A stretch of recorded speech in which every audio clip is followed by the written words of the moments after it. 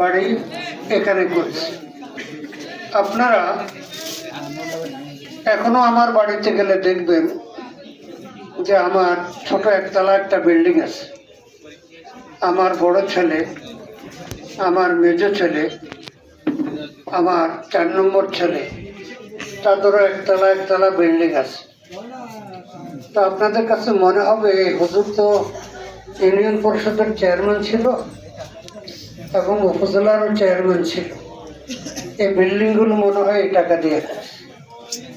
তাহলে শোনেন, 2016 সালে আমি যখন চেয়ারম্যান নির্বাচিত হলাম, তো 6 মাস সময় বাকি ছিল আমার পূর্ববর্তী চেয়ারম্যানের, অর্থাৎ ভোটে আমি নির্বাচিত হয়েছি, কিন্তু চেয়ারম্যানের দায়িত্ব নিতে আমার আরো 6 মাস অপেক্ষা করতে হবে। তো তখন মনে করলাম যে বাড়িঘর তো করতেই হবে, এখন যেমন টিনের ঘরে থাকি, তো চেয়ারম্যান হওয়ার পরে যদি বিল্ডিং বানাই তো মানুষে মনে করবে সরকারি টাকা দিয়ে বানাইতে। তো এই জন্য আমি চেয়ারম্যান হিসাবে দায়িত্বে বসার আগে কি আমার ওই একতলা বিল্ডিংটা আমি করছি, ফাউন্ডেশন 2 তলা নিয়েছি, একতলা বিল্ডিংটা করছি। এখন আমি অনুরোধ করব, বুড়ারা তো পারবেন না, যুবক যারা আছেন তারা গিয়া ফটো দিয়ে ক্যামেরা দিয়ে ফটো করবে যে আমার বাড়ি কি পজিশনে আছে, আমার ছেলেদের বাড়িঘর কি পজিশনে আছে, এমপি হওয়ার পরে কতটুকু বাড়ে না কমে, কি কতটুকু বাড়ে না। কারণ আমি 7.5 একর জায়গা কিনছি, এখন জায়গা কমছে, কারণ মসজিদ মাদ্রাসার জন্য দান করছি। আবার চেয়ারম্যানে চালাইতে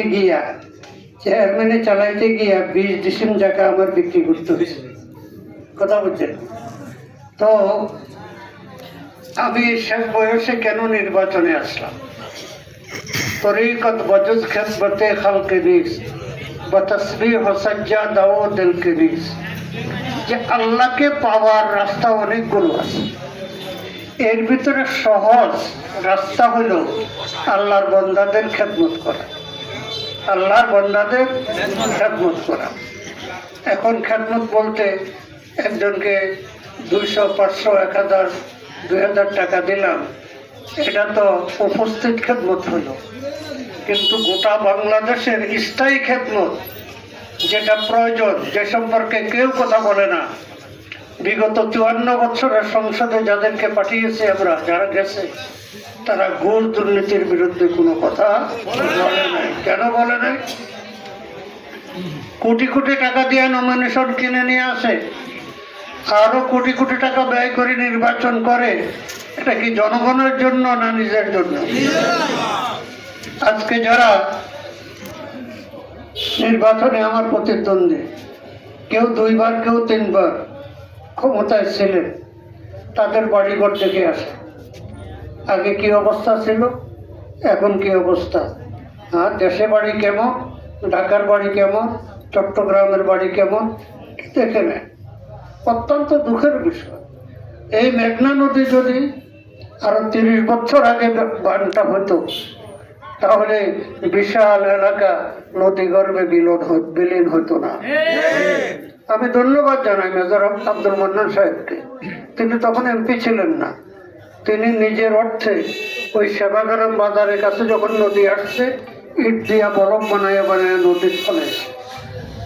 এরপরে তিনি আওয়ামী লীগের আমলে যখন এমপি নির্বাচিত হলেন, তো তিনি সংসদে খুব জোরদারভাবে মেঘনা নদীর পাড় এটা বেড়িবাঁধের জন্য আবদার জানালেন। প্রধানমন্ত্রী শেখ হাসিনা ওনার এই আবদার গ্রহণ করলেন।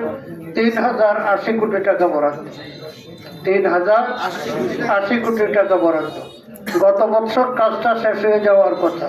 অত্যন্ত দুঃখের বিষয়, 4 ভাগের 1 ভাগ টাকা ছাড় দিয়েছে, 4 ভাগের 1 ভাগ কাজ হয়েছে, বাকি কাজ এখনো অসম্পূর্ণ রয়ে গেছে। এই যে কোনো টাইমে ভেঙে পড়তে পারে, বালুর বস্তা বা বিভিন্ন।